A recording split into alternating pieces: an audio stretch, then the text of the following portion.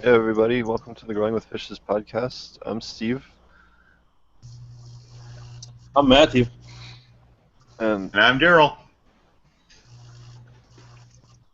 this is the Growing with Fishes podcast. We try to do this show every week, and we today things have changed up quite a bit. So the gentleman from Weed for Warriors is going to be joining us next week. He had a real big storm in Chicago, and it wiped out his power and his internet connection and everything else. We got a text message from him. So he's got a bunch of other stuff he's dealing with right now with down trees and things like that. He's going to try and be on next week, depending on his situation there. And then Marty had a situation at work and was not able to be on today. But luckily enough, we have two great guests today that I don't think we'll be able to have a problem filling the shoes. And the next week we'll be able to get the gentleman from the Weed for Warriors in Illinois, and that'll be great. So, um, yeah. So this week we have Daryl Cotton from Indigro, and he's been working for a long time on different aquaponic cannabis projects, some development on that stuff, and a bunch of different induction lighting stuff, and a whole bunch of other projects that he'll tell you about. And then we have Dumme here, who not making fun of him. That's like his forum nickname and all that stuff.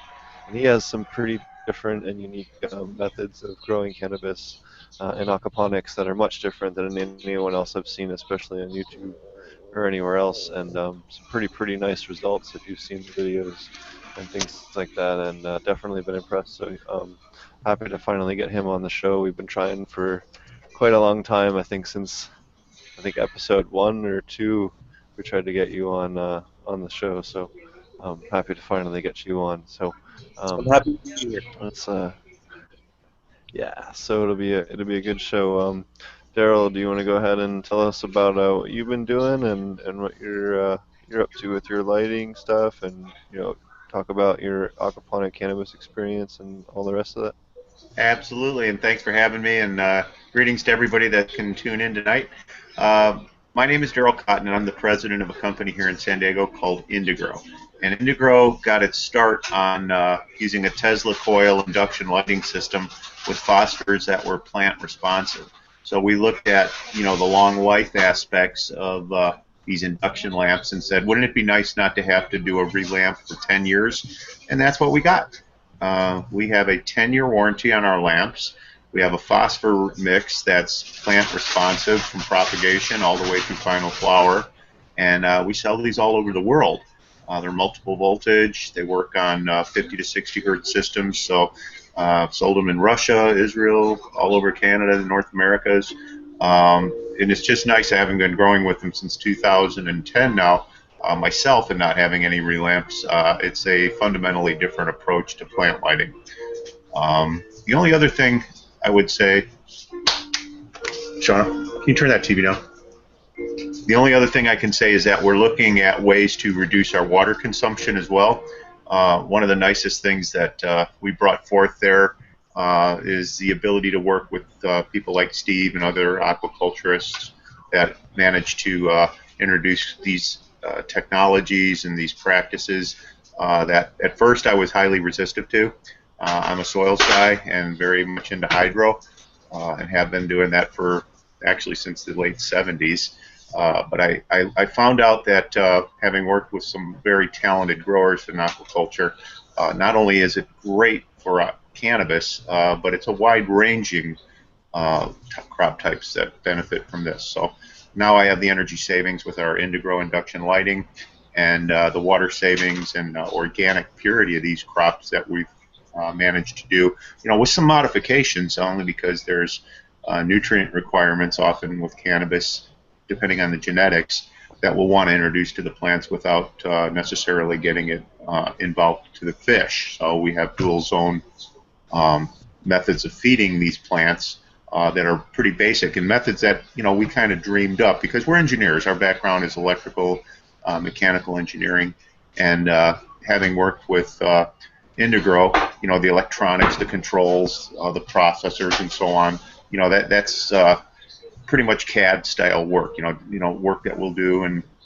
build it and sell it. But with plants, there's this relationship that you develop. I'm very fond of telling people that people lie, plants don't. So if your plants aren't happy, they're going to let you know. If you're doing something wrong, you're going to know it within a day or two, and you better make an adjustment, or you're going to lose a crop potentially. So learning about fish and learning about plants was kind of secondary to our primary goal. But now that we're there, I mean, we're doing some things right. So we started an organization called the 151 Farms, and that goes from some of the social aspects that we're trying to make a difference in. 151 stands for a pound of cannabis for 5 pounds of food for one community. And that's getting momentum. People are seeing that as an opportunity to expand the narrative, the dialogue that we're currently having all over the country. But here in California, recreational marijuana is one of the initiatives, Prop 64, that we're going to be voting on in November. And it has a wild amount of differences in opinions on this. Some people are very much against it because it does some things that take away patients' rights. If it's going to hurt our patients, and I'm an advocate for that, I have nocturnal epilepsy, I need to take my meds, and I believe in organic meds. I believe the way we're growing them is simply the most organic way to get there. As we get into extractions, we need to be very much responsible engineers, business owners, growers, to get that type of product to our patients. And the way these laws are written, I mean, that's going to impact us. So kicking, dragging, and screaming, I find myself more now on a political front on that message to try to help make a difference while we still can. So I hope I haven't gone too long and gone off in too many directions, but No, go for it. That's get into the political. great, because that's Indigro's primary mission is manufacturing the lamps and the controls that cut down on the wattages and the heat and the long life and the broad spectrums that plants like. We started looking at years ago, what can we do with some of the varying technologies like LEDs, for example, to optimize crop production values. And believe it or not, and I haven't put this online, this is actually the first time I'm even talking about it, but in propagation, if you have some red, far red, your percentages of propagation go up something like 80%. So our pontoons are an accessory, and you can see these on our website, indigro.com, that we built the pontoon to trigger the flowering response at night. As the sun sets, it emits red and then a deep red, and there's a fast, less than a second blast of far red that triggers plants to flower. So in nature, your equatorial strains, your sativas, they're going to get about an equal amount of day to night. But on the indicas that are non-equatorial strains, oftentimes, they're getting 15 hours of light less nighttime, so they have to trigger that flowering response instantly, and that's a photo reaction in the plant, photochemical reaction called phytochrome photoequilibrium, and we built that into our pontoon to mimic sunset. And when that happens in an indoor grow room where the lights just go off and the plants are still photosynthetically active, if they see that 7:30 exclusively, they'll start to flower instantly. So those are some of the things that we bring at it from the standpoint of Indigro. But in the water saving side, I was astonished. I did not think anybody was doing anything with aquaponics for cannabis. And then I met Steve through one of our vendors out in Colorado. That's Sylvia Bernstein and Aquaponics Horse. And it's like nobody wanted to talk about growing cannabis. So there wasn't a lot of information out there that went to how well could you grow cannabis with aquaponics. Wouldn't you agree, Steve? Yeah, the only people that had tried was what was it, Friendly Aquaponics out in Hawaii, and they used, I guess, some religious excuse, tried to use some religious exemption, and the DEA didn't agree with them, so they ended up in federal prison for a while. So okay, so that puts the kibosh on that work. Yeah, and the other thing is that they only did in rafts the same way you would with lettuce, and they just put them right with their lettuce system.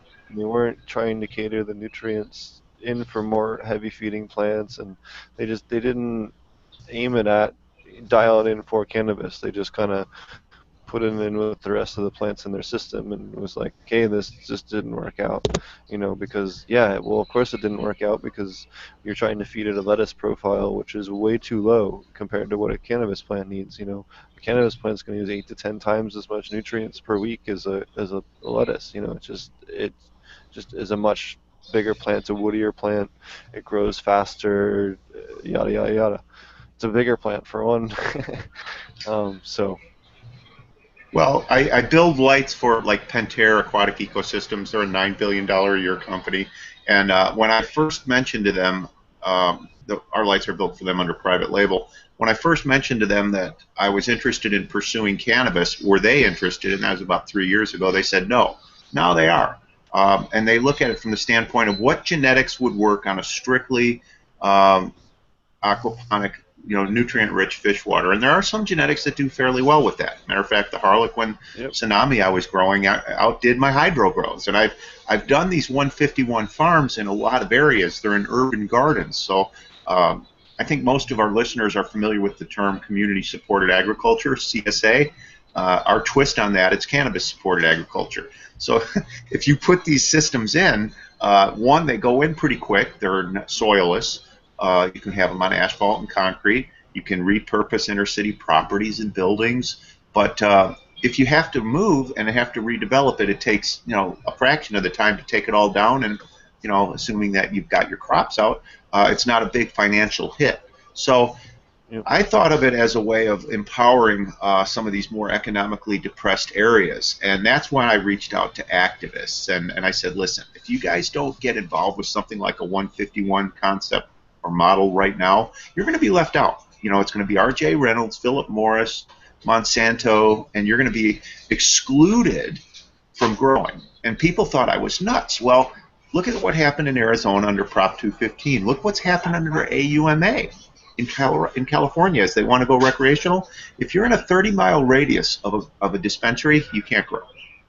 Okay? There's a lot of good things about AUMA, just to be fair, but the bad things outweigh the good things. So my hope, and I'm talking with groups and lobbyists and so on right now to see this happen, is that we defeat AUMA and get a new proposition out that would be, I prefer to call it a 151 initiative, to grab some attention to it and say, we can use cannabis and we can use aquaculture to promote socially responsible methods and bringing agricentric skill sets back to the inner cities. These kids think all your food comes from a drive-through. Come on. But they know their cannabis. They can tell you, an OG from a Kush. So, you can build on that. And I'm hoping the policymakers who really don't understand this industry at all would recognize that the jobs creations, the education. I mean, when we build our 151 farms, we actually put aside an area for bunk beds so that homeless people that come in and intern have a place to sleep at night. And as long as they're interning with us, they have a place to sleep. So the money, these can be nonprofits, by the way, so you can take it, you can work with the policymakers, because here in California we're a patchwork quilt of laws in terms of cannabis, and we want to work with each city and expand their knowledge of not only what cannabis is, but what organic food production is as well. And that is the concept behind 151. And people like you, Steve, for example, I mean, I applaud everything you're doing and your commitment, because it's growing. More people are getting to understand what it is we're doing and why we're doing it. We're going to have a much better relationship with the environment if we get away from, let's say they license all these new cultivators here in California. Well, what happens to the nutrients that have to get flushed downstream? All the heavy metals, that's just going to pollute our ecosystems. What we have in aquaculture is the co-cultivation of fish, the jobs, the education, the organics, and we just got to build from that. That's great. The other thing I wanted to talk about is you have a pretty neat product that I know I definitely sold a bunch of when I worked for over at Aquaponic Source. It's called Aquaponic Elements, which is like a micronutrient blend. Do you want to talk about that and how that kind of came to be and stuff? Well, because there's some trace minerals that are absent in fish waste, I'm always looking for ways to build that up within the fish water system and not hurt the fish. So a fish-friendly micronutrients is our Aquaponic Elements line. It's very inexpensive. $4 does 100 gallons, and that's good for 60 days.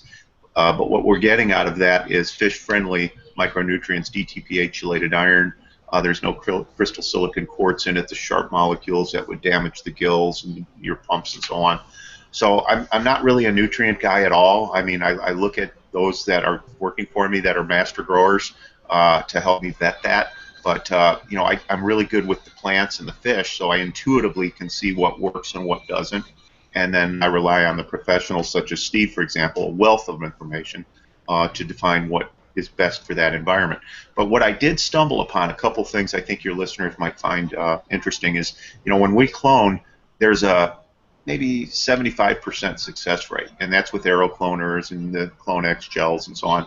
But what I started doing, just as a way to experiment, was taking the clone and put it right in the hydrogen bed that I feed it sits over my fish for the beneficial bacteria, and pretty much 99% of those clones make it, Steve.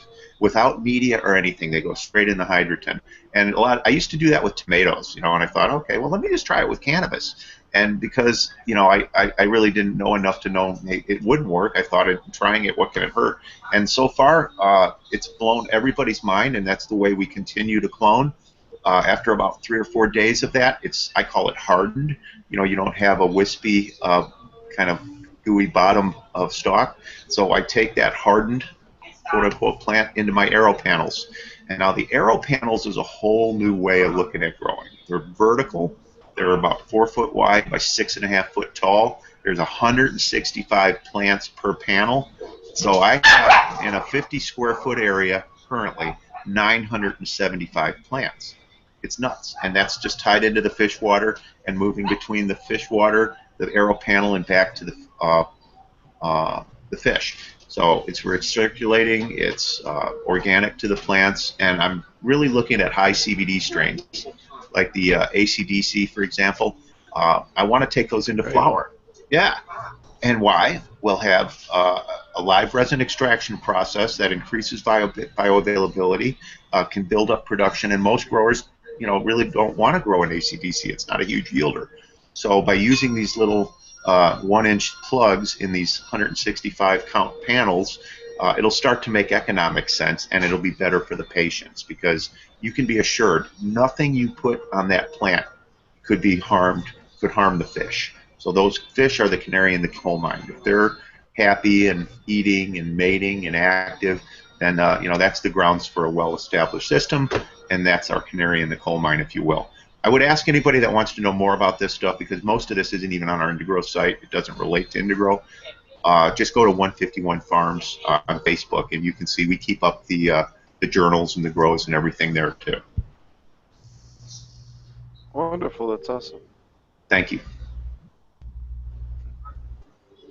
Tommy, do you want to tell us about your grow method and how what you're doing is different? I know you have a totally different method than what everyone else has been doing and been working towards, and it's pretty interesting. So why don't you talk about you know, how you came to do that and your experiences doing aquaponic cannabis?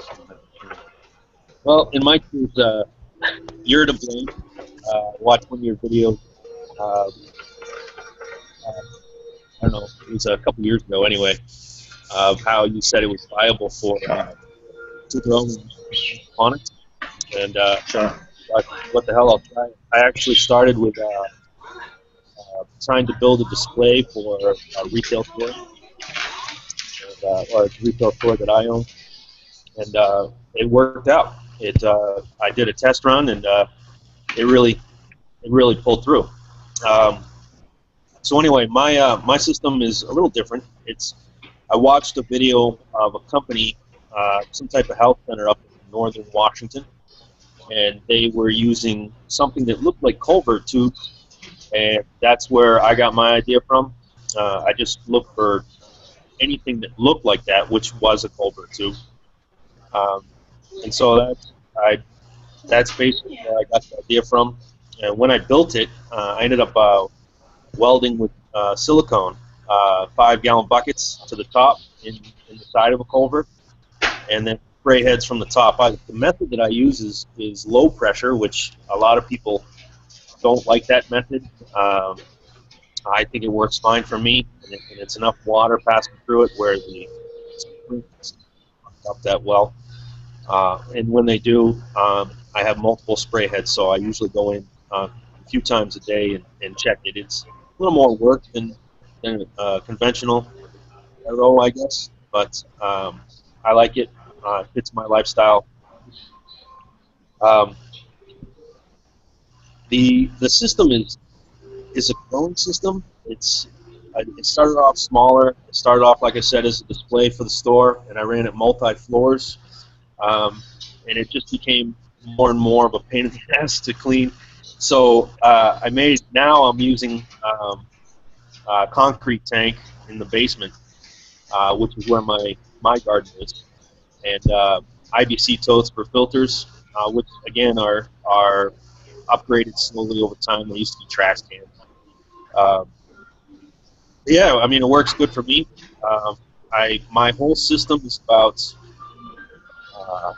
maybe 1,300 gallons now, so it's kind of a smaller system, but like I said, it works for me, and I made it so it's expandable. Um, I don't know. uh, Shit, I don't know. Where do we go from here? What do you want to know? Well, what do your customers say when they see it? I'm sorry, say that again? What do your customers say when they see it? I mean, because you own a hydro store, did I get that right? Yes. It's right now it's not affiliated with the hydro store anymore. I completely disconnected it from the hydro store, and it was my customers didn't have any access to it. It was my personal garden. In fact, in all my videos, that's all my personal garden. That's me and another person that lives here. Now he's also growing. He just moved in here recently. It is a large building. This is about 1,000 square feet per floor, 3 floors. So it's Oh wow. it's large. Where's that located? This is in Maine, and in Maine, we're both part of the Maine medical marijuana program. Excellent. Happy to hear it. Yes. Great. I haven't heard too much about Maine's program. I'm sorry. Come again? I haven't heard too much about Maine's program, so. Well, in Maine, Maine allows you to grow 12 plants in veg and 6 plants in flower, and an unlimited number of seedlings. And seedlings is defined by anything less than 12 inches by 12 inches. So even clones would be considered seedlings. And so in my garden, I grow 12 plants in veg and 6 plants in flower. And when the 6 plants mature in flower and are harvested, I just replace them with 6 other plants. So that gives the other 6 plants still left in veg time to develop even more. So it's, I mean, essentially up to 6 months of nothing but growing. And that's where you see a little bit larger plant is just the veg time alone. Yeah, you have some beautiful videos on your channel. What was your name of the channel? Is Aquaponic Cannabis, I believe, right? I believe so, yeah. Honestly, I get the two confused. There's another fella that's in Massachusetts, some pretty good stuff. He's another guy that actually, when I first started, I watched him pretty closely. I spoke with him on Facebook. I think he's Cannabis Aquaponics. He's a pretty good guy. Okay. I think we lost. So what made you decide to go with the aeroponics? Well, actually, I started in deep water culture. That's my first garden was deep water culture. I've done a lot of soil since then, but nowhere near as much as hydroponics in general. Because I guess I just fell in love with it. I mean, everybody watched those videos on what is it, 15 pounds in 80 days. So I was really fascinated with Aero at that point, and I blame them for getting me involved with Aero, even though their videos are well, you can decide what you want to decide when watching those videos. But so anyway, they got me involved with it, and I just been doing it ever since. That's awesome. Yeah, not sure what happened to Daryl there. It looks like he got disconnected. We keep having problems with guests and audio and video and everything else today. It's kind of funny, but it's all right. Um, but yeah, so what type of fish are you using, and what temperature you like to run? What do you like to do for are you supplementing with anything in particular, or anything you found that you really like, or you know, anything like that? Yes, I use, well, as far as my fish, I went with probably the worst fish you can do, trout. Very hard to keep. I think they're very hard to keep anyway, just because I have so many fish that I don't know. I just keep I find trout very difficult to keep, and I don't recommend that for anybody. I used to use I used to use goldfish. Goldfish work pretty well. Splunkins specifically, though comets work pretty well too. They grow pretty quickly. But I wanted to eat the fish, so that's why I went with trout. Um, as far as additives, I mean, uh, I don't. I've made teas in the past. Actually, I make teas now, but I'm not a huge fan because I like to know exactly what's in the system. That's honestly the only reason. I know they work very well. Uh, I know you're a fan of them. Um, as far as additives, I mostly use well, most of my stuff is organic or non-genetically modified stuff. Uh, I use let's see, rock phosphate or organic rock phosphate, uh, potassium sulfate. Um, I use muriatic acid instead of uh, Phosphoric. phosphoric acid. I found that phosphoric acid brings up my phosphates a little too high, so I started moving away from there. Um, I use FeEDD8A for my iron. My zinc and my copper, I use copper rings. Honestly, I haven't checked it recently. I probably should. Uh, but I think that it's doing its job. I know it's not. I think that it's leaching in enough copper. And as far as my zinc, I use uh, galvanized steel, a little bit of galvanized steel. In fact, you can see that in one of my later videos of my IBC um, biofilter. You haven't had any issues with the fish at all with that? Not that I can see. I mean, I've had problems, but especially with trout. But I think it's related to overflows, and I had one overflow that I spilled like, I don't know, 1,000 gallons in my basement. It was horrible. Oh no. Some fish from that water. Yikes. You know, yeah, heavy water change. Um, yeah, Emergency water change. Yeah, not planned. Yeah, surprise water change. and it's horrible. Recently, I had one of my spray heads. That's another issue with aeroponics, is I had a spray head clog up, and I didn't catch it. It was about 18 hours, and it was with lights on, so it was pretty hot in there. Uh, it didn't. It was a large plant too. It was horrible. I lost it. That that really sucks. What strains have you found worked really well for you? And same after that, same question to you, Daryl, because we were talking about that. You brought up certain strains as well being better than others. What strains have worked well for both of you guys? Well, I've used the AK-48 as I guess my favorite strain that I'm growing right now. Green Crack is another one, or Green. Uh, I got honestly, I think the AK is closer to what I want, but I haven't found I don't think I've found what I'm looking for as far as strain. And as far as I'm concerned, What about yeah? well, what I'm always trying to do is get high CBD to THC. I mean, more of a one-to-one blend. I had very good luck with the Harlequin Tsunami. That ended up being like 15% to 11, and that was ran straight aquaponics. But I've got the green cracks done really well, especially in our aero panels.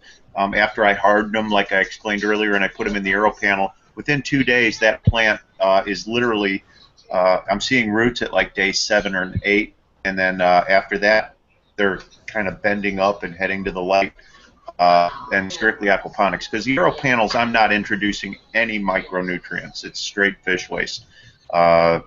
Unlike our trailer grows that I use 5-gallon buckets and use flood and drain systems, I flood and drain those tables 8 times a day.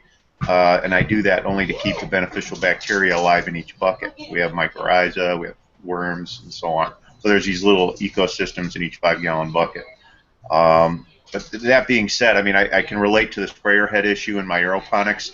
Every 10 minutes, I run those at 50 psi for like 30 seconds, and you have to watch them because even with a 5-micron filter, you're going to get some solids in there that'll plug them up, and yeah, you can have some serious problems. But with 165 plants per panel, and it's a cubic space that we're measuring here, not a horizontal. So, like if you want to get a license for 5,000 square feet, and that's the maximum you can go, and they're measuring that by a horizontal square footage, you get a big pass if you go cubic. So that's why I'm so interested in exploring this in aeroponics. If we can dial this in, it's going to mean a lot more quality organically grown plants, and not just cannabis. We grow lettuce and basil and all kinds of leafy greens in there. That's why we call it a 151, just so you know. That's amazing. You're doing high pressure. Yeah, 50 psi. Well, we use our well pumps, and these things they're beasts. I mean, you have to have a diverter valve and push it back in the res. But what I do is I have koi, tilapia, I've had trout, bass. I network everything to common reservoirs. I have my beneficial bacteria built in tubs up on the roof. So we grow lettuce and basil and peppers, a lot of habanero, ghost peppers up there. But that's where all the nitrates become nitrates, and then bang, it's off to the races. It goes to all our other systems. So it's giving people that come through and tour an idea of what, I believe it was the Egyptians that gave us aquaponics, many thousands of years ago, and they were masters at moving water. Why can't we learn from them and do some things that today are in serious demand? And guys like you, Dummy, sorry, but listen, we're just out there pushing the boundaries on what can be done, and cannabis is a great way to, I think, expand the narrative. So the only other thing I would say about 151 is it also stands for a pound of fish to 5 gallons of water to 1 square foot of media. People always say, what's the ideal relationship to plant, fish, water, and so on? And that's the other reason we coined it, because we just had something to hang our hat on. Well, what are you guys using for filtration? Nothing. We use pond cleaners that you get from Walmart online for $100. I got the biodigester balls in, but that's just for water purity. And then when we clean those pond filters, we're left with all this, high density fish waste that we top water. So just to backtrack a little bit, with the 5-gallon buckets, we use a coco coir out of Brazil. It's a 1/4 salinity. It's fibrous, 55-60% fiber and 40% pith. When that gets wet, it expands. So when we're wicking, we're bringing the water in these tables. We're letting the plants come to the water. Once a week, I'll top water with my doser, and my doser is a 55-gallon drum that I'll put, the micronutrients in that are necessary for, the small roots that are at the top of the plant anyway. So I don't have to water really heavy to get those into the plant, and it's not so much water that gets down into the fish. So the pH, like say in my doser, might be 5 1/4, 5 1/2, but in my fish tanks it's typically 7.5 to 8% for 7 to 8, 7.8 to 7.5 to 8. So I like to keep those two systems as separate as possible because everybody seems to be happier with that. what type of iron are you using if you're running that high pH? I'm only running the high pH for the fish. The low pH is in that Oh, doser. But the 7, you know, that's so the thing. The plants are still getting that, let's face it. But they're responding pretty well to anything in the 7.5 range. And that aquaponic elements is added as well. DTPH-related iron that's in there, which we source here locally. awesome. And you're not having any kind of lockout issues with the pH that high at all or anything? No, we haven't had any. No, it's 7.3 to Great. 7.5 as memory serves me. And yeah, so far so good. And the only thing is I'm top watering once a week. So that's introducing, you know, whatever micronutrients the plants were looking for to begin with. How tall are you growing Sure. plants? That sounds 36 to 48 inches. I've got some, they don't stretch, but if I veg for a couple of months, which I'm inclined to do. The other thing I do is, Steve's seen this, is I got an outdoor 16, I believe it's 16, maybe it's 18-inch deep tub where we put a bell siphon in that. We fill it with hydrogen. I'll take my 1-gallon pots with the top of these buckets is always full of the cocoa, and the bottom inch or two, 3 inches, would be black lava rock. So wherever the water's coming in low on those buckets, it's you're not going to get a root rot or anything. It's using the black lava rock as sort of an aeration media, and after that it wicks up into the cocoa. Well, I've got it down to a system where I just put them in 1-gallon pots. I set it out there in that outdoor tub, and here in San Diego, most of the year we've got enough sun to get keep our mommies going, and what we need beyond that, I've got Integro lights, which I use for supplemental lighting in greenhouses, and we currently have it set up for summer grow with light deprivation right now. But that's all those plants get. It's just the bell siphon is ebbing and flowing those 1-gallon pots, and what we'll do is we'll let the roots grow out the bottom of the pots and fill up that hydrogen bed, and those are some of the healthiest mothers I've ever had. So between the way we're cloning and the way we're raising our mothers, I've never seen it before, and it seems to be working really, really well. It's keeping us in the clones that we need to keep those arrow panels up. I mean, that's a lot of clones. that is a lot of clones. Yeah. And it's a little more work, but you know what? Under a systems that you develop for this, because we're still, you know, learning, we found that the 1-inch iHort plugs work better. It's a mixture of peat and cocoa and mycorrhiza that once I put my clones in those, pretty much every plant made it. Whereas on the bigger plugs, it seemed to hold too much moisture, and we were having problems. So, you know, it's a little R&D going on. Now, are either of you using any microbe products at all? I'm not. I was going to mention that I tends to think a little Looks longer. like you're got a little audio. Do you want to repeat that? Your audio cut out for a minute.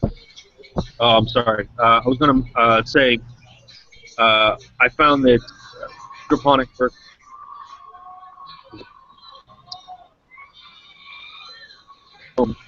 I tend to get pretty close to 100% success rate, whereas in hydroponic clones it's 90. It's just a little Your longer. mic's cutting out. Your mic's cutting out quite a bit. I think maybe you have your finger over the mic or something. Maybe. I think that it's related to the pH of the aquaponics being a little higher than hydroponics. We missed that. Yeah, like I think I your was going to say question. the aquaponics tends to be a little longer as far as the being able to pop roots from the clones, as compared to conventional hydroponics, where it's a little quicker. I think it's a pH issue. Maybe. Well, it depends. How are you going trying to clone? Well, I use the arrow method. Well, originally I had it right. In fact, I think one of my videos you can see a bunch of clones with mothers. Uh, Now I use the conventional hydroponics. I use the turbo clone, uh, and that's how I'm doing it now. It's strictly for speed and space. It's a little easier with the Sure. when it's the turbo. The cloners are small and they're compact, so it's very easy to fit them in my garden. Yeah, no, I mean, if you've had better luck with that, then that's totally fine. I know I've had no problem getting stuff to clone real fast and AP and stuff like that, so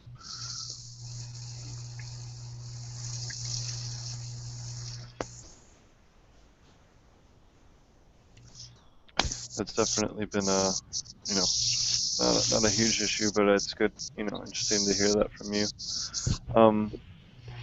See here, we have a couple of questions we got this week. Says, I need your opinion. I have a DIY LED, 8 10-watt cob chips, 2 cool white, 2 pure white, 4 medium white. I'm going to make another DIY LED. I'm curious if you'd go specific red or blue versus broad spectrum. LEDs, it gets real tricky, because each diode is very dialed into a specific nanometer. So you really have to, sit down, write down all the nanometers that you have, look at the intensity of what you got at the time, and then kind of balance it around that. There's also the way you lay them out also plays a big factor. So there's all kinds of really handy web calculators and stuff for all this stuff, and that really would be a better way for me to direct you than to try and build your own. So um, building your own is definitely great. I have actually a fixture I built myself, and it works really well. But I would definitely aim, for something like that, that's kind of more of a complex question and would really depend on the individual diode, what type of diode, if they're Crees, what type of Crees, and it gets kind of complicated. So that really would be your better bet as far as what to do about that. So I would say look up one of those or look up who you're getting them from. I know rapidled.com does a bunch of good stuff as far as that kind of things if you're looking to go that route.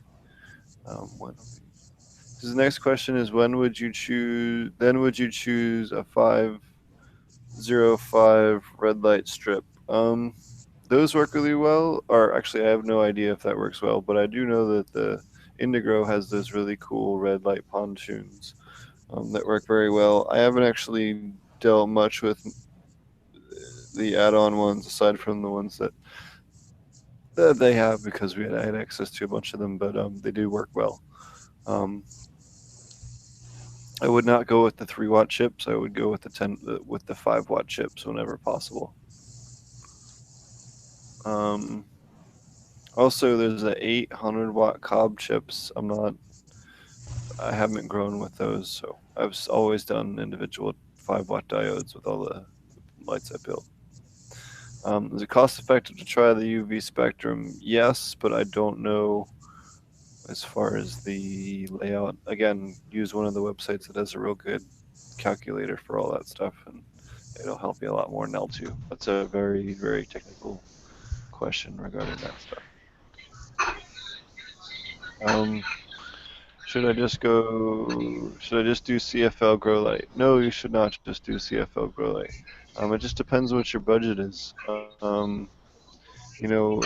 the amount of money that you're looking at in diodes, you're looking at a decent, lower end induction, entry level induction, one of the smaller ones. I know they have a bunch of real reasonable priced ones on Indigrow, or you have a bunch of different cheaper options as well.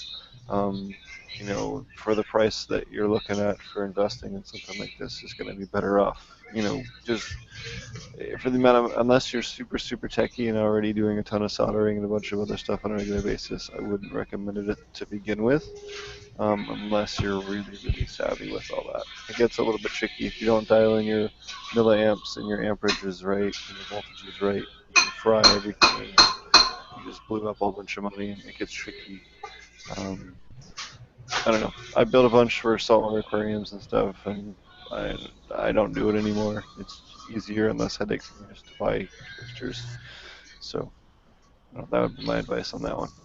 Well, I'd like to add Um, to that, sure. Steve. You're not gonna eat? Sure. Can you hear me okay? Go ahead. Um, Yeah, what I've found is that there's a lot of companies that will be like a Chinese manufactured LED panel, and they'll claim that a 300 watt panel will replace a 1,000 watt HID, and that's just not the case. So if a grower is to buy that, thinking he's saving all this wattage and then is disappointed with his end results, that's not a good thing for LEDs. I'm trying to get manufacturers to Yep. be a little more transparent in the responsible, practical realities of what a lower wattage fixture can do, because there's a direct correlation to the amount of power a light consumes to what your return is in yield. Absolutely.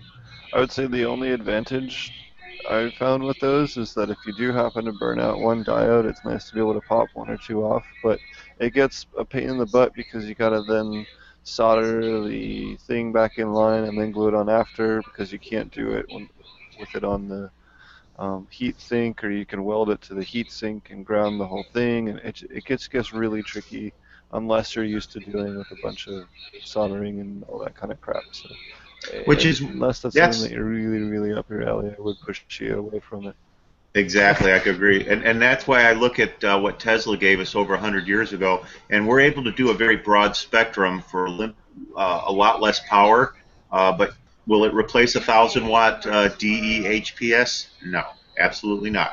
But if you want a broad spectrum, if you want to change your style of grow to sea green or scrog, if you are using our pontoons to trigger those photochemical responses from phytochrome, then you can get your gram per watt. That's not unusual for what our lights do.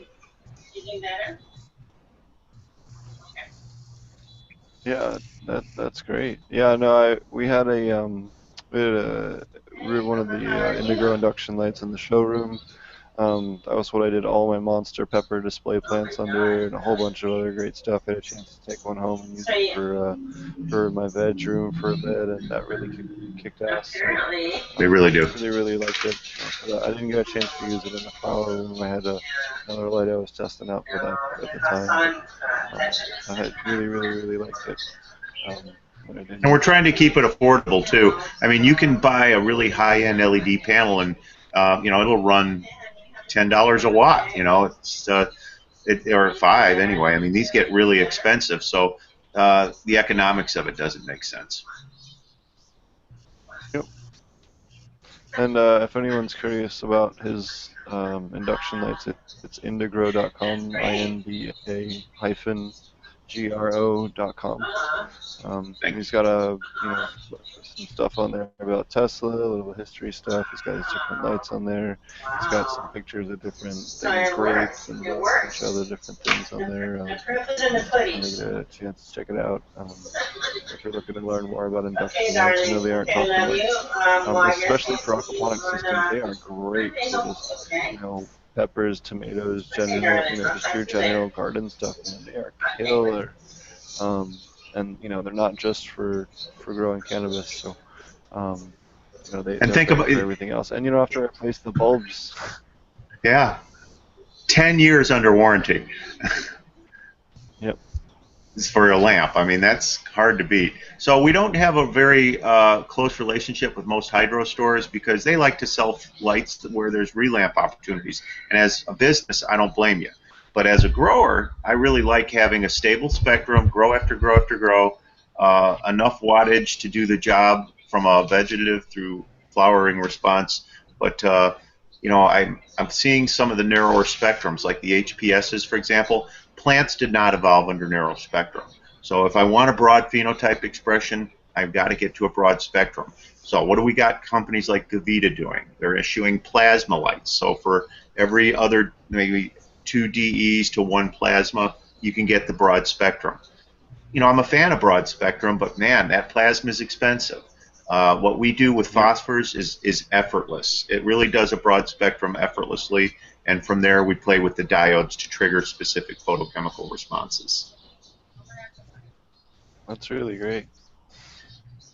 It has been. I mean, it's one of the. It's actually off our website under resources. There's a little thing on greenhouse lighting. If you look at that under resources, there's all kinds of good articles in there. Many of them are self-authored. But what we did is a side-by-side with tomatoes. One side had a pontoon and one did not.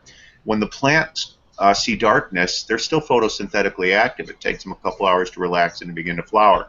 If they get hit with that 730 exclusively, they're going to start to flower instantly. So what we decided to do is put lithium-ion batteries in the pontoons and run just 6 watts. It's actually more like 5 watts of 730 nanometer at darkness, and you can see the difference in tomato production.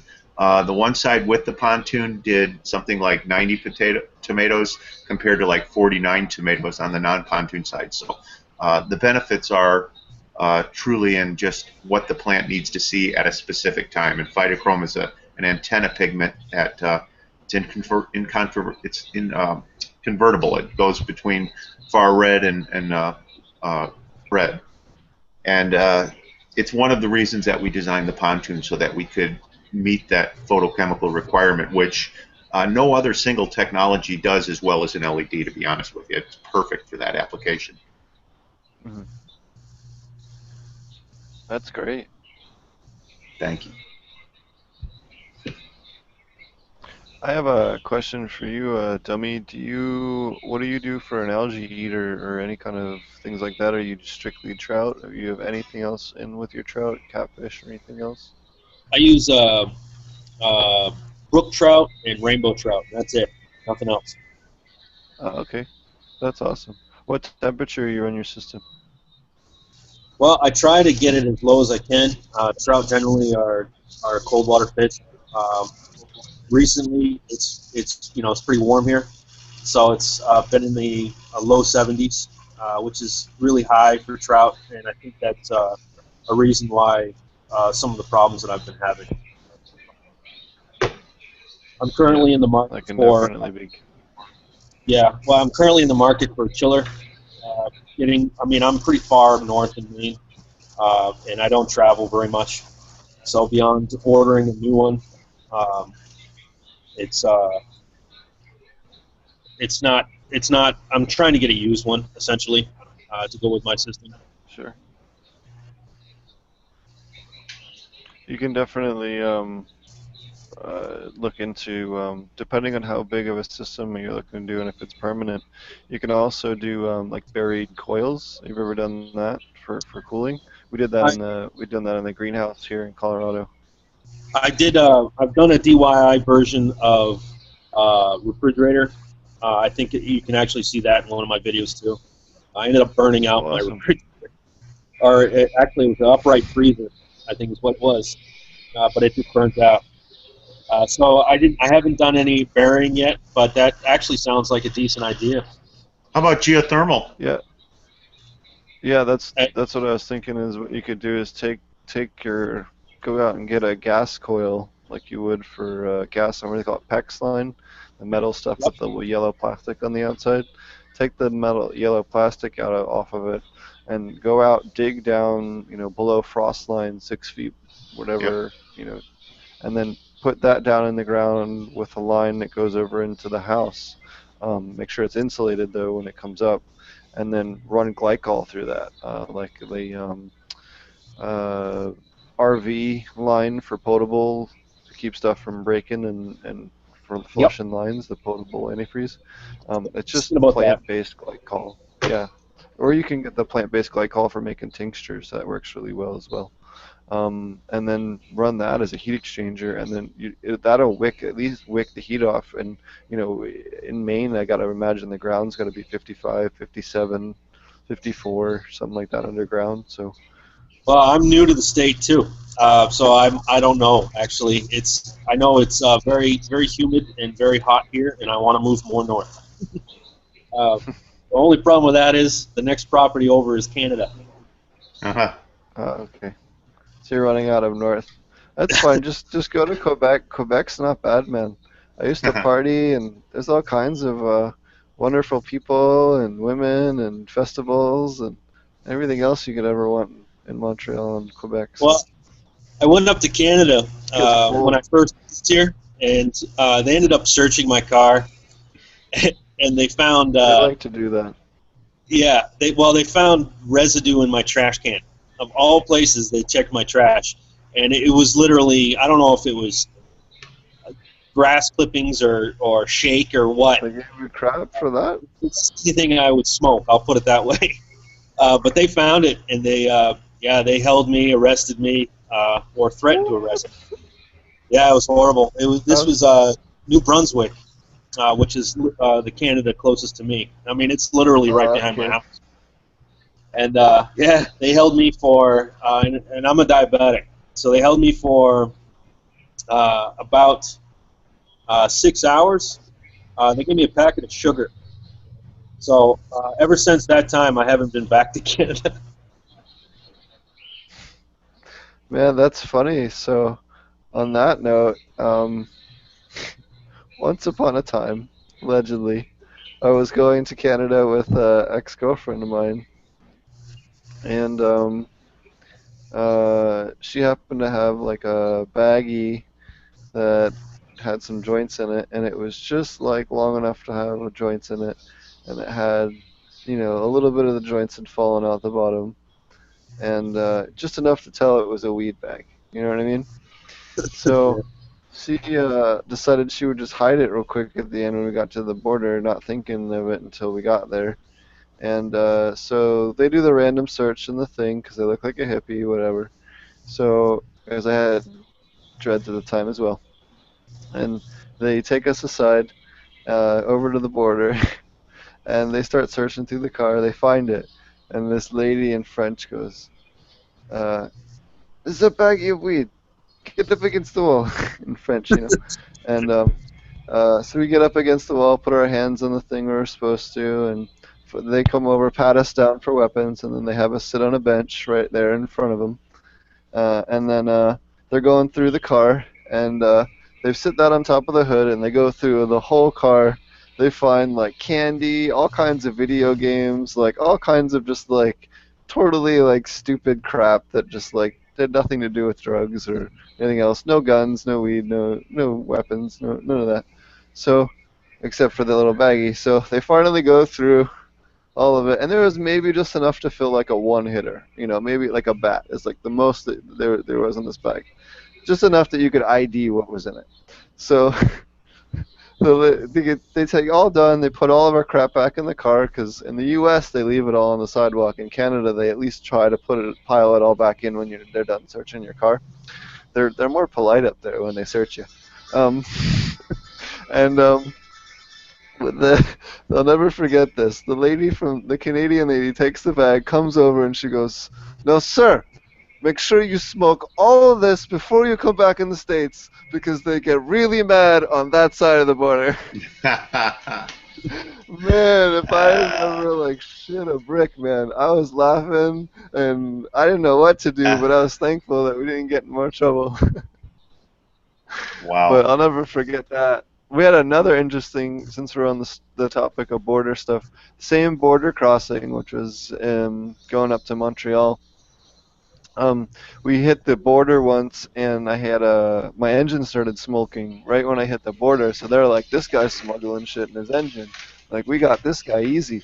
So they immediately pull me over into the search thing, and the guy pulls over, and because it's an old no, or at the time I was driving an old Nova, so I don't know. I actually sold it just recently.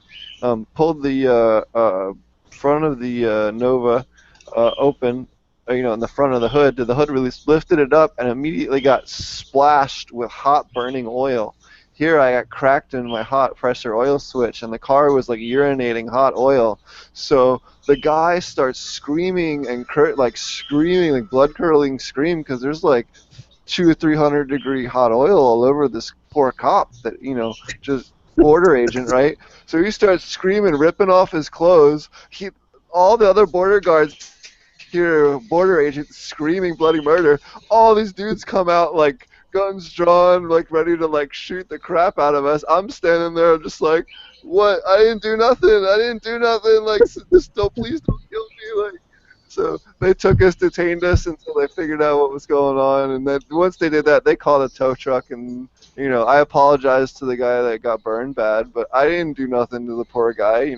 He was being all pissed off and gun ho about seeing what was going on in the hood. He could have, if he did it with less in a hurry, it wouldn't have happened. But that was scary because they all came out thinking one of their guys got injured or shot or stabbed, or they went full emergency mode for a minute. How long So that ago was was this? scary. How long ago did this happen? Both of those were in between 2005 and 2012, sometime in there. Because since 911, I mean, I've noticed that the police are a lot faster to react. Yeah. They're a lot more aggressive, and justifiably so, actually. Yeah. But yeah, it was in that time frame. So we used to go up to Montreal a lot, and every once in a blue moon we'd have some kind of fun interaction with the guys up at the border guard. The Canadians are always great. The Americans go through, just slam on your car with a mag light looking for crap, and they're rude. But the Canadians at least are polite about it. Like, they'll still search you and all the rest of the crap, but at least they're nice about it. No charges though, huh? No, I never had charges in Canada. Never had any problems. I didn't harm nobody, and neither did they have enough to arrest me in Canada. They got to get you on 0.2 grams, at least at the time anyway. So they didn't have enough to arrest me the first time, so there was no problem. Montreal, especially in Quebec, like, they don't care. Like, as long as you're not smoking your children, you're not being a jackass. Like, I've had cops ask me for rolling papers at 3 a.m. in Montreal. Parking ticket cop rolling parking tickets. Well, Right we on. were rolling a joint in a little park on Saint Denis, and we're rolling a joint there in Montreal, and the parking ticket cop came up and asked us for rolling papers because he's got wet. I tell you, I think the cops are pretty curious. When I was raided, we had a drug abatement response team. Oh yeah, talk about that. Tell us about that. I meant to bring that up and tell us about your experience, if you're allowed to, or if. Oh you yeah, feel, here's the thing. I had a dispensary. It was set up with a tenant who claimed he was going to go ahead and do everything properly and get the licensing and so on. And I own the property, so I'm like, okay, that's fine. And I rented a certain part of it. He ran a very, very successful dispensary. I get a letter from the city. They want to, they're suing me, basically saying that it's an unlicensed dispensary, and I have created all these, conditions in the community that have to be responded to, and penalties and so on. So I responded to that. They were trying to get a temporary restraining order on me, and I responded to that just saying, I'm in an area that had allowed dispensaries if the conditional use permit were given, but my tenant didn't do that. So if anything, I have an administrative repair. It doesn't rise to the level of a civil, not conviction, but penalty. I'm fine. And they disagreed naturally. So we go in front of the judge, and I tell the judge, they rezoned me. They just up until January 13th, this was in a recognized legal zone. My tenant didn't get the proper conditional use permit, but why are we sitting here arguing over this when it could have been just done, fix your sidewalk or something like that? Permit. Yeah. Yeah, precisely. And the judge agreed. So he did not grant the city a temporary restraining order. 7 days later, I had 30 armed policemen in our yard, and we're in our mid-50s, engineers and such, never had any convictions for anything, and we're handcuffed. And I'm like, you guys didn't have to do this. We give tours. You could have came in and seen all of this. What I do is I have physicians' recommendations for the number of plants I have for my epilepsy, and the other people that are there and live on site have the same thing. So with a site map showing all the plants and where they are, taking the counts, verifying the licenses, we were, as California goes with Prop 215 and 420, in compliance. Well, they had to make a decision. So their decision was, do we leave here empty-handed, or what do we do? So they confiscate everything, they kill all the plants, and no charges are filed. So that's kind of the way it goes down. But I had a decision to make. Do we come back, and I believe strongly in what we're doing, and I didn't feel our work was done here. So I re-engineered things after the raid to just be more productive. So it gave me a chance to look back at everything and decide how to install these systems more productively. And here, as I talk to you today, I couldn't be happier with the results we're seeing. They're absolutely amazing. If you go to 151 Farmers, you'll see our trailer garden. I think we call it fish-grown meds and greens. But that plant production in there at day 16 is, as you would note when you see it, it's pretty damn good. So this wasn't too long ago then? 4 months to be exact. And it's depressing, man. You don't really know if you even want to continue to fight the fight. But, I really feel that these guys are bullies. I feel like I have some actionable issues with the way they did this rezoning sort of under the table. And I've got attorneys looking at it. And if we wanted to do a cross-complaint, there's damages associated with them having done that. And it's clear why they did it. They did it because they didn't want the dispensary. I tell people when they come in our yard, I'm willing to show you what we do and how we do it. I want you to leave your biases at the gate. And if you are willing to do that, then you'll come out of here with, more than you came in with. And pretty much everybody that comes through there comes out with that attitude. It's like, why aren't we doing more of this? So I feel like we have to. We have to do more of this. We have to empower our inner cities and farm to fork these things, and aquaculture is a wonderful way to do that, and cannabis is a great vehicle to help that. That's one good thing. Great means to pay. I guess that's one good thing about Maine being part of the medical marijuana program is I believe 7 days they have to keep the plants, and any damages to the plants they're responsible for. So in a small community like mine, with the police department as they are, good luck trying to keep my AP plants alive. Yeah, I want to see them set up an aeroponic, aquaponic. Like, that's just not going to happen. Can you imagine, like, them running to home? Yeah, that'd be great. Like a comedy show, like, the cops running to home and trying to buy everything they need, and then they're sitting there trying to disassemble it all quick so they don't have to pay for the rest of the crap. Man, that'd be hysterical. That'd You be know a what it's fun all about, though? cartoon. It's about the money. It's asset forfeiture. So they're like, yeah. you can't even get your stuff back, because if you do, they're going to report you to the DEA. And the DEA looks at these sites up to 500 plants, and it's like they don't have any incentive to go after those. The thousands and thousands of plants, they get their name in the paper, and it's the war on drugs and all that. But, there's too many 10th Amendment issues right now. And here's another little thing. If you're up in an area where you're given a license to grow or be a dispensary, then whoever's giving you that license is also aiding and abetting you. All right? So if I'm going to be taken down federally, then everybody that green-lighted that should be shoulder to shoulder with me fighting the 10th Amendment issues. And you know what? They're not doing it. Yep. They're just as guilty. They sucked out my investment, and they're taking my tax money. Well, Maine's medical marijuana problem is so shady or gray areas right now that it's actually kind of difficult to understand. And that's by design, wouldn't you say? Oh, yeah. Yeah. It's subjective. I would. Well, I hope. And, go ahead, sorry.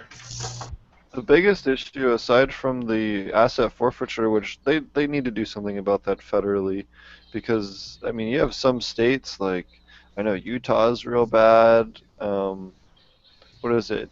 New Mexico is pretty bad. Texas is real bad. Arizona is pretty bad, where they'll just take everything you have and kick you out. And you've not been convicted of anything. No charge. Yeah. Yeah, you could have done nothing wrong. So people thought I was crazy. With, like, yeah, no, it happens all the time. Well, It's a big problem in the United States right now. Well, I think people think you're crazy when you invite sheriffs in, detectives in, to see that you're one of the qualified grows that can grow for these licensed dispensaries. And that was the only thing that saved me, to be honest with you, because when the city came in, they're like, you can't do this, this, and this. You can't be a co-op. And I go, well, I'm not a co-op. We grow for us. It's clear what we need and why we need it, and our physician says so. So when the city visited that in front of the judge, The judge said, did he have a physician's rec for that many plants? And they said yes, but, and he goes, there's no but. You know, that's between them and their physician. You can't get in the middle of that. And and they're like, well, we need to check on his plant counts in the future. I go, you know, I've never stopped you guys from coming in. You're always welcome to come in. And they're like, well, they do extractions. I go, no, I don't. See, and that's the other side of this thing. They look at like BHO and its explosive processes, and yeah, there's real safety issues for the community with that. But when you're using a flammable technique, not an explosive technique like ethyl alcohol, you're working in a vacuum. You're not. It's not an explosive process at all. So we need to educate them, and they're actually licensing these things without even knowing the principles of how they work. Yep. Or even rosin, which has no ability to blow up or anything. Worst you do is squish your finger. So how do we expect a patient to? Well, and that's the thing. A little redder rosin than you normally get. If they're going to make this illegal for the processing of this, then it shouldn't even be on the shelves of their licensed dispensaries. And you ask them, you know, how they're going about getting them there, and they don't care. They don't care about what's in the weed, the flower. I asked them that. I go, you know, we found lead acetate up in Oregon. Some guy was adding to pick up weight, you know, and it wasn't being tested on the panels. I'm like, okay, so what do you do about it? You know, and we have to be vigilant. Whoa. And we have to, yeah, I know. I know.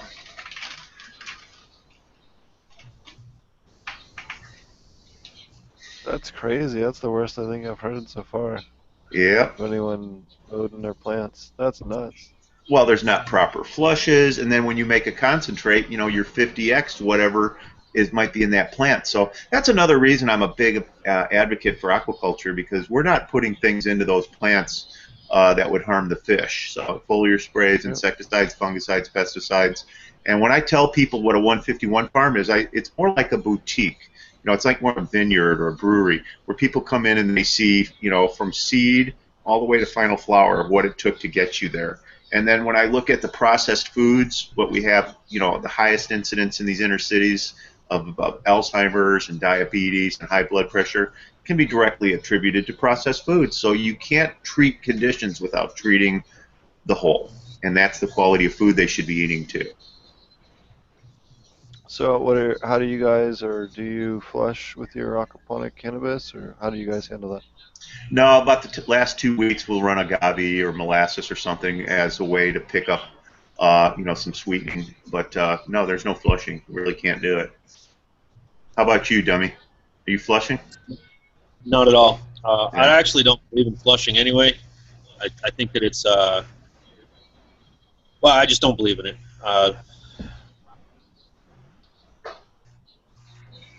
Well, I mean, I've looked. Go a little more into that, I guess. Yeah, because I mean that goes against what we've been trained and what's left in the plant when the patient gets it. Well, that's I sent Steve a message the other day talking about a dynamic accumulator. Yeah. Let me find that. Was it on Facebook or on email? Facebook, yeah. Yes. I was having a conversation with a guy on the internet. And a lot of the, or on one of the forums anyway that I go on, and I don't know. I don't agree with a lot of the techniques now. I have my own opinions, I guess, about them. This dynamic accumulators is a fairly new term. Well, new term for me anyway. I was always under the impression that the plant takes exactly what it wants to take. Everything else stays essentially free-floating in chelated form within the cells. Anyway, from what I understand, dynamic accumulators accumulate specifically potassium and silica within the new growth of cannabis specifically, and that's fairly new for me. New information. And I'm having a hard time finding a lot of information on it. In fact, that information alone was all I got. I didn't get. It's very difficult to find, for me anyway, any information of how that happens. I mean, within the plant. Oh, I see how it works. So yeah, um, so a good example of doing something like this would be uh, if you guys have ever grown or seen purslane. Purslane is a really common kind of weed. You'll see it growing in cracks. It is a kind of a pink stem with little green leaves. It's kind of rubbery. Um, I don't know. You'll pick it out of your sidewalk and stuff. If you plant that next to your cannabis plants or tomato plants, pepper plants, and soil, man, that thing will send roots down 5, 6, 8, 10 feet down, straight down. It is a super, super, super deep root zone, and it'll allow those other roots. It has a very symbiotic friendly mycorrhizae that grows with it, and it's real good for pairing up with other bigger plants and trying to get their roots to get down deeper than they normally would be, or through especially tougher soils and things like that when you're doing landscaping and things like that, or and even outdoor if you're doing in soil and things. So am I right that this is a detoxifier plant as a companion plant? Purslane, yeah, purslane's great. It doesn't strip too much nutrient. It's not going to steal a whole lot from your plant, and it's a good vegetable. You can eat it. Hmm.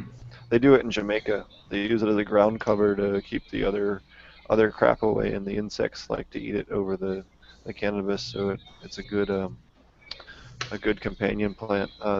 In fact, on that note, the other great one for that is watercress in aquaponic systems, because of how well it grows in AP. You can throw that on at the lower level if you're doing dual root zone stuff, and it's great because aphids, mites, all that kind of stuff much prefer it, and it grows super super easy. It's easy to cultivate, and you can just feed it to your fish if you want to. Fish love it, so it's just a good way to draw everything away and help hold moisture in that lower root zone as well. Excellent. Good to know. Going back to flushing and why Yep. I don't do it. Well, like in anything in nature.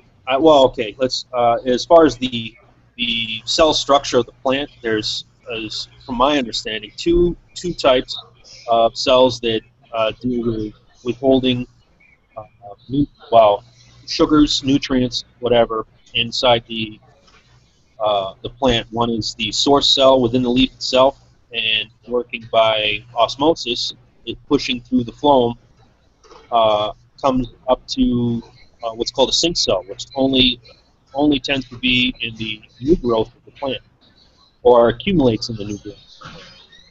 And I don't. I have very little information. I mean, I'm wrong all the time, you know. But I have very little information on how the plant specifically holds raw nutrients within it. As far as I know, chelated form, in xylem, it would flow freely. It wouldn't get stuck. And of course, with aquaponics, we don't pack super soils or anything like that in it, or I haven't seen it, and so there would be no need for flushing anyway.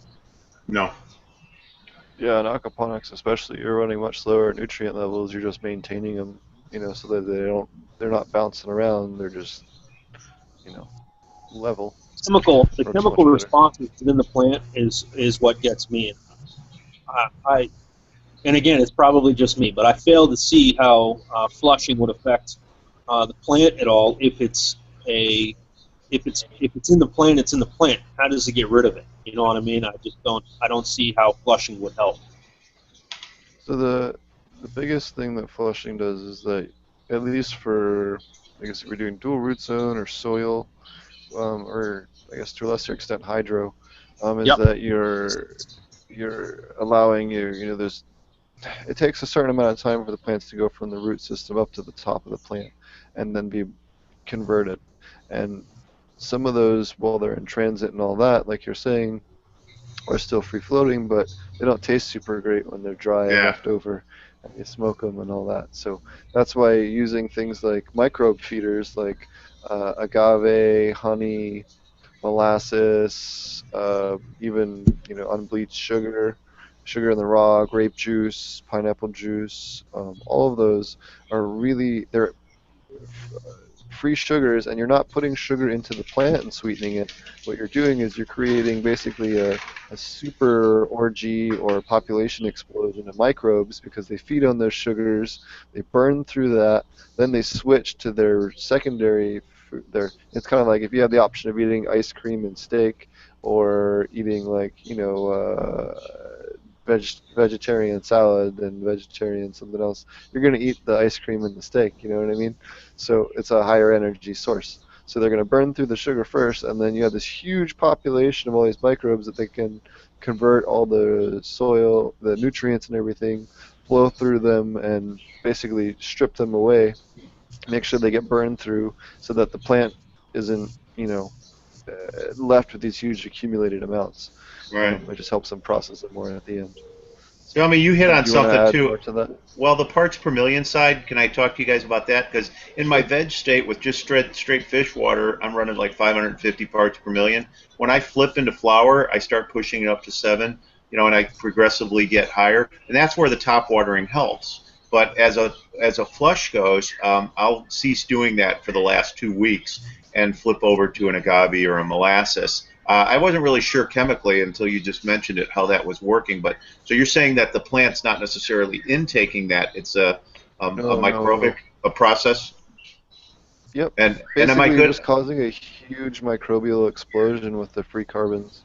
Okay, makes sense. You can actually use ethanols to do the same, well, not the same thing. Ethanols will feed a different group. So if you have, a great example of this would be if you have a spike in nitrite or a spike in nitrate and you need to temporarily make it um, detoxified so that you can do a water change, or you can put more plants in, or you can get out the dead fish that died, or whatever happened. You can use vodka dosing to do that, and it's a shot glass per 100 gallons per 5 nitrates, or I think it is, or something like that.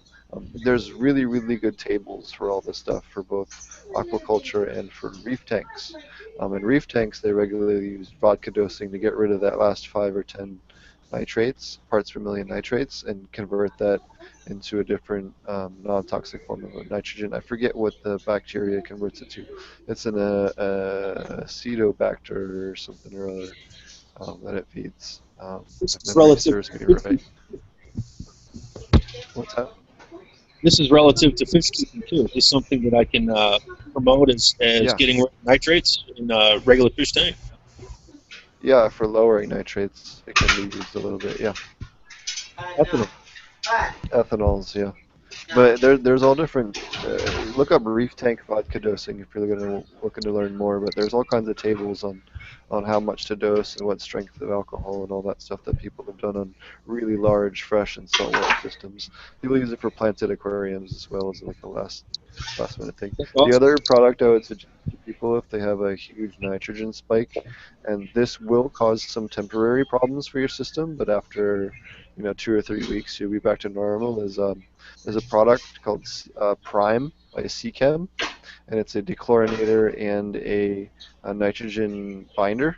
And it can be used temporarily as like an oh shit button if you have a bunch of fish die, your nitrogen spikes real high and you're like mid-flower or something. You can take the cap off, bite the cap off, and dump the thing in and So it's save the fish's life. And it'll temporarily give you at least enough time to do a water change or otherwise address the source of the nitrogen and keep everything temporarily alive. That thing has saved me thousands and thousands and thousands of dollars. What have you attributed the nitrogen spikes to?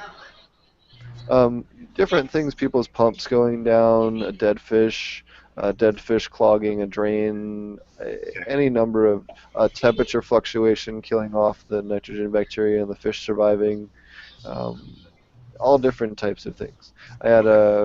I think I told this story on the show before, but we had a dentist office I was working on. They had a nitrogen leak. They had, their nitrous oxide tank was leaking into their fish tank system and gassing all the fish. So you never know what could be causing these weird nitrogen spikes. So it depends on who you're dealing with as a customer and all that stuff. Wow. Well, it keeps it interesting, doesn't it? Oh yeah, especially when I used to do the pet trade. In fact, maybe not this episode, but another episode we'll talk about. Well, maybe since we're doing police interactions, we had a. I'll touch on this real quick. When I was doing moving ponds and koi fish, I was a teenager. We picked this other kid's first day on the job. My car was having problems. He came and picked me up first thing in the morning. Went to the first job. This we're supposed to move these koi from one pond to the new house at their new pond, and they so we go there. We start catching the fish. We're putting them in Rubbermaid tubs, these big koi, so that we can move them real easy.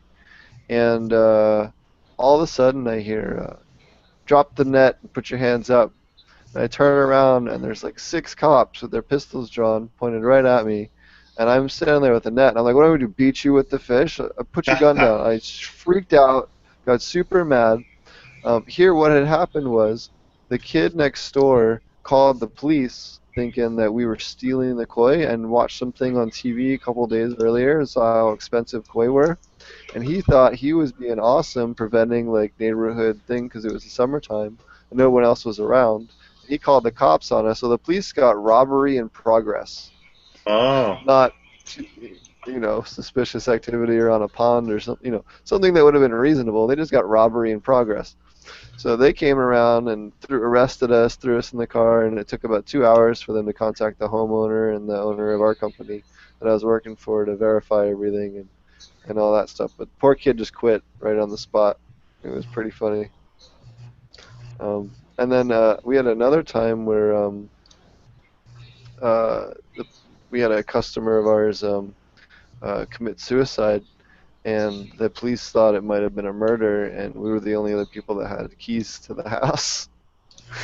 So Jesus. they had to interview all the different employees and all that stuff. So that was pretty crappy.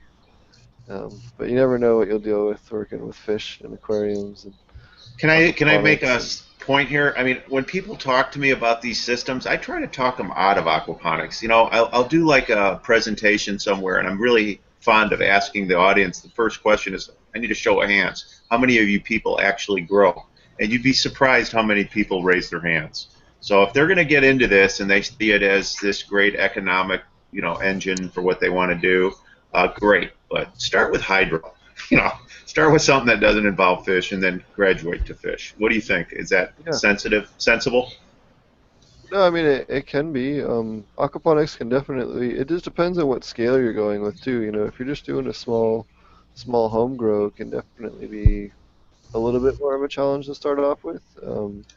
Starting off with hydro is definitely a good option because you can set the equipment up the exact same way and Right. just maybe disconnect the tank and just run the sump in the grow beds and not have to deal with quite as much. But we definitely have had quite a few people on the show and have been writing the show that have been starting up their gardens just straight AP for the first time and have definitely having some good success. So just I guess Well, it would that's depend on your scale. If you're that's why I doing like to. commercial, absolutely. Yeah, and that's why. I can't tell you how many commercial people we had working for the aquaponics source to call us and be like, "Oh yeah, I have like 1 to 8 greenhouses, commercial size, 90 foot, and I'm having this problem, and I have no. Oh, what? I have to supplement iron? Oh Wait, I have to no. test pH? Wait, what am I used for aphids? Like all Oh kinds no. of just like, how did Basic. you invest millions of dollars and not have a basic understanding of what the business you were getting into and what it would entail? Like Yeah. technically, like even a minor amount. Would you become a race car driver and not get a driver's license? Would you, go off to the army and not bring a gun? Like, no. Like, why, or, would you do a restaurant and not have any idea about food safety? Like, no. Like, why? That's one thing I don't get. Why, especially the agricultural field, it's something that, you do see it. Just a ton of people do it, and it's like, look, that's totally fine if you're gung ho about it, and more than happy to help you, but set up a small system and at least have an understanding of how it works dynamically and chemically and everything else before you go in and make a big investment, because otherwise you're going to hire someone that does know what they're doing. But if you want to do that, that's totally cool and that's Well, totally may I make fine. But another suggestion? I mean, I've always seen turnkey opportunities to the people that are new to this but willing to make a commitment. So we sell the trailer with the the bed in it, the fish tank, the pond cleaners, the pumps, the dosing tank, the lighting, everything. We ship it out. And as a matter of fact, we'll have genetics with it too that we know work. And if they listen to what we tell them to do, they can get the same success elsewhere that we get. But I think maybe that's an opportunity that guys like us can help, expand that market. Who knows where it ends up? We might see a lot more aquaculture as a result of this. Well, it also helps with Absolutely. the fish experience in general too. Oh yeah. Yep. Yeah, even just having an aquarium and knowing about pH and nitrogen cycle and having some gardening experience, understanding NPK, just real understanding iron supplementation in the liquid setting, all that stuff is super important, and it's stuff that a lot of people don't even bother.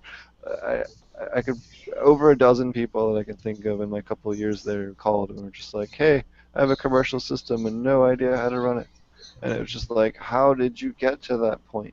I don't understand." So definitely make sure you guys, if you are thinking about doing this, take a little bit of time, watch some videos, read a couple of books, get a good understanding on it, before you go and spending a ton of money. For Tour some working reason, people farms. tend to not. Yep, tour some Yeah. working farms and some working systems. Yeah. It's definitely something that for some reason aquaponics people don't do sometimes, and I don't understand why.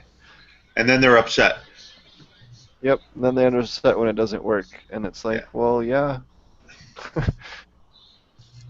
That Well, happens quite a bit, thanks actually. for having me on. I've got to head out for dinner, but listen, man, anytime I can join you guys in the show, Dummy, very nice meeting you. Very nice meeting Well, you yeah, too. thanks for stopping by. We're gonna wrap up here in a second anyway. Thanks for coming by. What was your website? Is Indigrow? You want to plug your website Oh, anywhere sure. else? Indigrow is inda-gro.com. You can see all about our lights, and there's a resources page. Underneath at the main page, it says Inda News. There's a lot of good stuff on there. Anybody that wants to tour the farm and see what we do and how we do it, energy and water. Water's the new oil. So I'm a big advocate of aquaculture and all the things that guys like Steve are doing. You can see that at our farm at Indigrow. So welcome anybody that has an interest in this to come in and see it hands-on. Wonderful. Dummy, All right, nice thanks a meeting you. lot. You guys have a nice night. Talk to you later. See you later. Thanks again. Okay, bye. Alrighty. Is there any other topics you wanted to touch on, or questions you wanted to ask, or is there any other questions from chat before we wrap things up here? I'm actually pretty good. I'm actually excited about more guests coming on. That's more places, more sources to learn from. Yeah, we're going to be trying hard to get it. We have the guys from Dude Grows. We've been trying to schedule to get on a whole bunch of times, and we keep having mismatched schedules. But we'll have Scotty and the Dude on the show here in a couple of episodes when that goes. I wanted to make a note. This episode's going to be on time. I'm not 100% sure if we're going to be on for next Thursday. We're going to try. Where I'm actually going from here on the coast out to where we're going to be working out here in Humboldt. This is kind of like the temporary pad in the meantime. So we don't have internet there yet, so we're going to be getting internet there hopefully Sunday or Monday or Tuesday or something like that. So if for some reason something happens, we'll be doing that. And yeah, be interesting. Getting used to satellite internet is definitely a new thing for me. So it's definitely different. So alrighty. Oh, I had a question for you. What do you like for? So you had a pH down. You talked about. What do you like for pH up, or do you not have that issue at all? Right now, I use tap water, so that basically covers my pH up. Really, I have no need for pH up, or I haven't so far, just because of all the carbonates in my city tap water here. Okay. Let's see here. Alrighty. I have used it in the past. I use Blue Labs mostly. Basically, it's just whatever I have here in the store. I don't know if you can see this.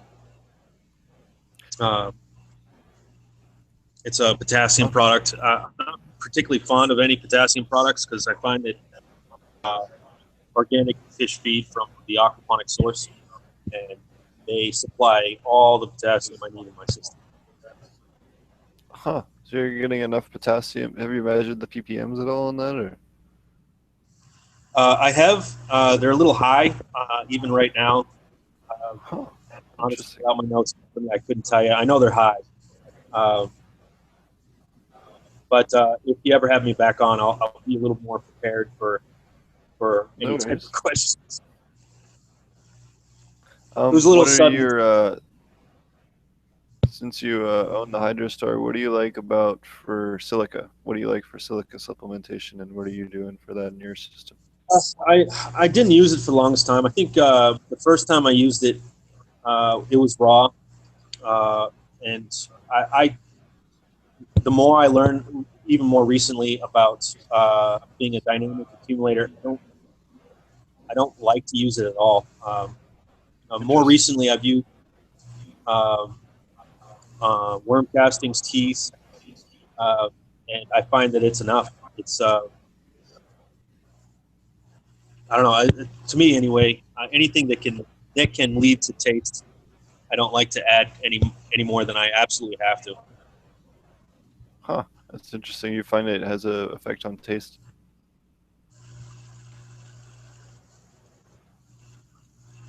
You said you have it. You find it has an effect on taste. Oh no, I haven't. I haven't noticed anything as far as taste. Again, I like to say that I'm not uh, a supporter of any type of flushing, uh, Sure. but I've always, since the beginning, I've always had the idea that you want to feed the plant as little as possible. Uh, Mhm. just basically give it what it needs. And I've never been in the business of trying to get huge yields. I mean,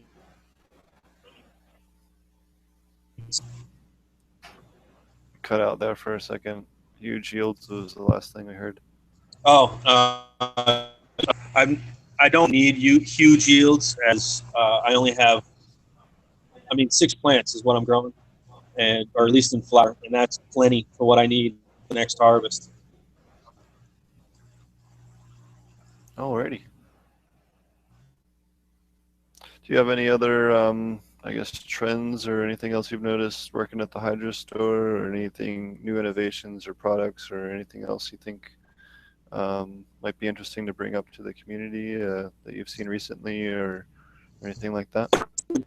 Uh, This is completely new for me. My background last as of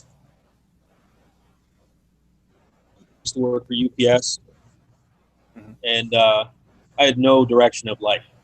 So I took a settlement that I got from my injury, and I bought this. I moved into a different. I moved into Maine because of the medical marijuana program.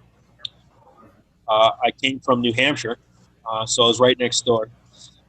Um, and so again, all this this is all new to me. All these products are all new to me.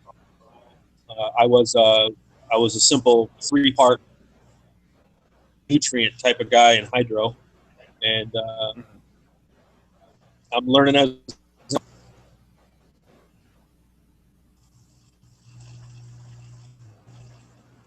Well, it's great to see your methods and how they're, I think it's really cool what you're doing and how it's different than everyone else's, and I really, really appreciate you taking the time to come on the show today.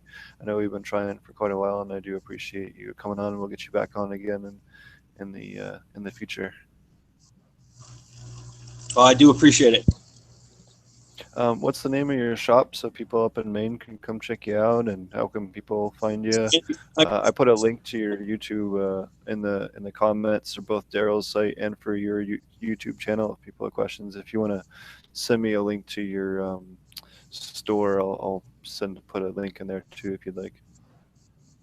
Okay. One thing I will mention is with most manufacturers of uh, hydroponics, aquaponics, even soil grows. Well, with me anyway, they had me sign a contract saying I wouldn't advertise my prices any less than Sure. 10% of their suggested manufacturers, which kind of is a bummer because I'm not doing this to make money. Honestly, I'm doing it to learn, for self-learning, to promote the industry. Really, I'm an advocate of cannabis, obviously. So since I don't necessarily need the money. Generally speaking, my store will price match selective online retailers.